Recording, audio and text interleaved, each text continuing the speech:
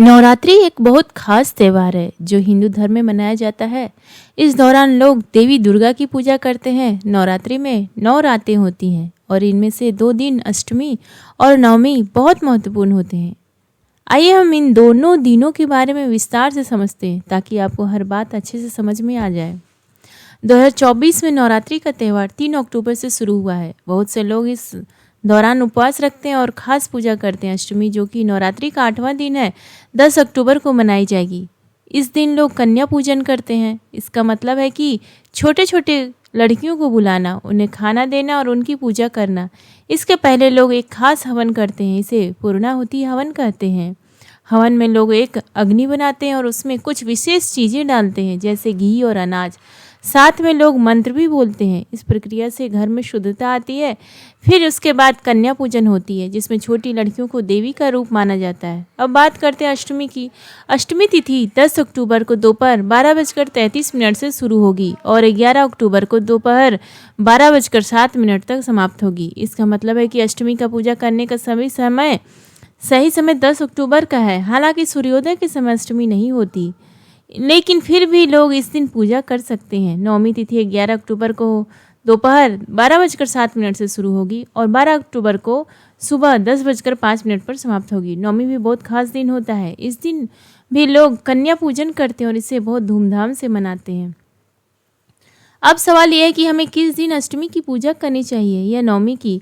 इस बारे में कई लोग सोचते हैं। हिंदू धर्म में उदया तिथि का बहुत महत्व होता है, जिसका मतलब है कि जो तिथि सूर्योदय के समय मौजूद होती है वह शुभ मानी जाती है। लेकिन इस बार अष्टमी और नवमी सूर्योदय के समय नहीं होगी। फिर भी अष्टमी के दिन पूजा करना बहुत अच्छा होता है। आपके समाज में लोग जिस दिन अष्टमी या नवमी मनाते हैं उसी दिन पूजा करने की परंपरा भी हो सकती है। इसलिए अगर आपके आसपास कोई विशेष परंपरा है तो उसको आप अनुसार चलें।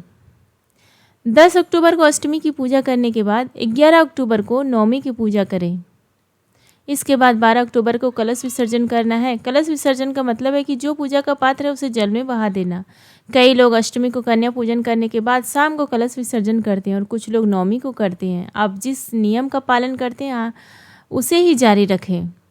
अगर आप पहली बार यह व्रत कर रहे हैं तो एक खास बात का ध्यान रखें। नवरात्रि में माता दुर्गा की पूजा पूरी 9 रातों तक करनी होती है। चाहे आप अष्टमी के दिन कन्या पूजन करें या नवमी के दिन, माता रानी की पूजा 9 दिन पूरी करनी चाहिए।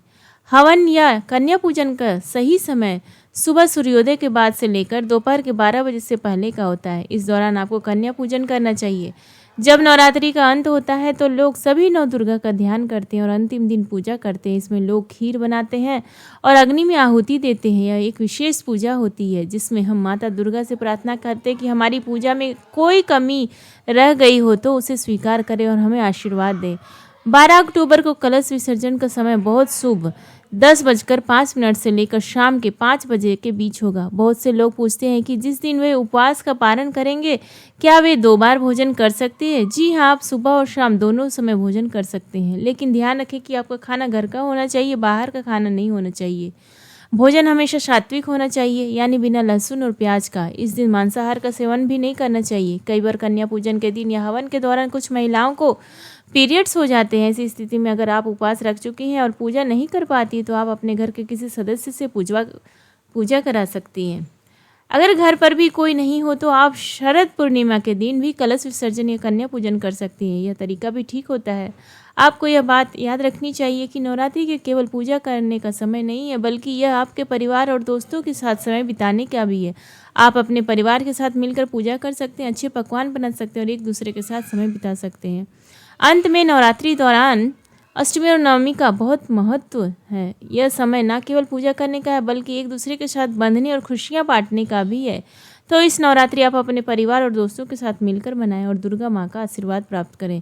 अगर आप जानना चाहते हैं कि आपके क्षेत्र में अष्टमी और नवमी कब मनाई जा रही है तो अपने दोस्तों और परिवार से बात करें। हर जगह की अपनी विशेष परंपराएं होती है।